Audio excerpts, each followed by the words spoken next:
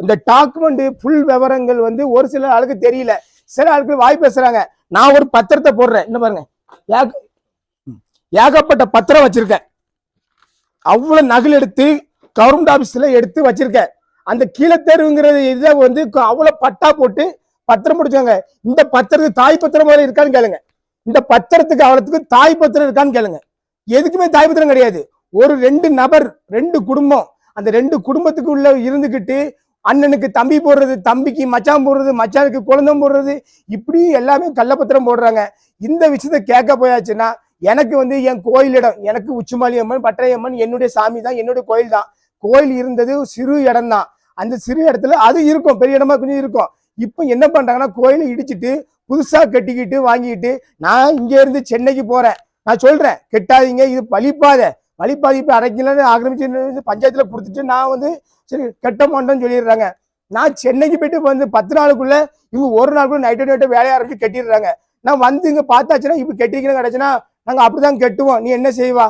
பஞ்சாயத்து சொல்ல போனா பஞ்சாயத்து என்ன அண்ணா பஞ்சாயத்து வராங்க, ஸ்டெப் எடுக்காங்க. பஞ்சாயத்து வந்து எனக்கு ஆக்ஷன் பண்ணி, எனக்கு கலெக்டர் ஆபீஸ் எனக்கு எல்லாமே ஆக்ஷன் பண்ணி, எனக்கு என்னுடைய பாதையும் என்னுடைய தெருவையும் அவங்க கண்டுபிடிச்சு உடைச்சி கண்டிப்பா தரணும்.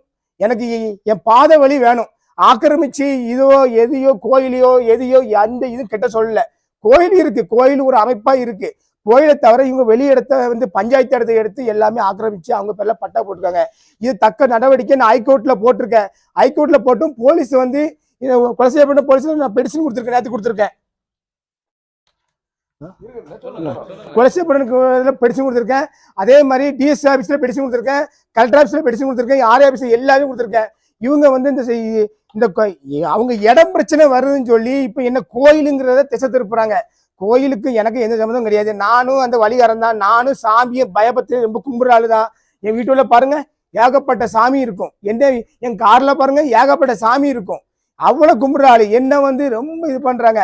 அவங்க சொத்து எல்லாமே கள்ளப்பத்திரம் இதை கவர்மெண்ட் வந்து என் ஊரை ஆக்கிரமிக்க அவள்த்தையும் எடுத்து சுத்தம் பண்ணி எடுக்கணும். ஏன்னா எல்லாமே ஆக்கிரமிப்பு உள்ள பார்த்தாலே தெரியும். நீங்க வந்து அதை வீடியோ எடுத்தாலும் வீடியோ காமிச்சிருப்பா, அதை பார்த்தாலே எல்லாத்துக்கும் தெரியும். எனக்கு தக்க நடவடிக்கை எடுக்கணும். இல்லைன்னாச்சுன்னா நான் என் குடும்பத்தோட போய் நான் கலெக்டர் மறுபடியும் சொல்றேன். என்ன ரொம்ப ஊர்ல ரொம்ப தொல்லை பண்றாங்க. எனக்கு ஒரு நபர் ஒரு 180 220 வரியெல்லாம் கிடையாது, வெறும் 180 வரி தான். அதுல சும்மா கொடுக்குற வரி 105 வரி 106 வரி தான் இருக்குங்க. அவ்வளவு வரும் 2 பேரும் சேர்ந்து என்ன வன்மையா ரொம்ப வந்து நெருக்கடி பண்றாங்க.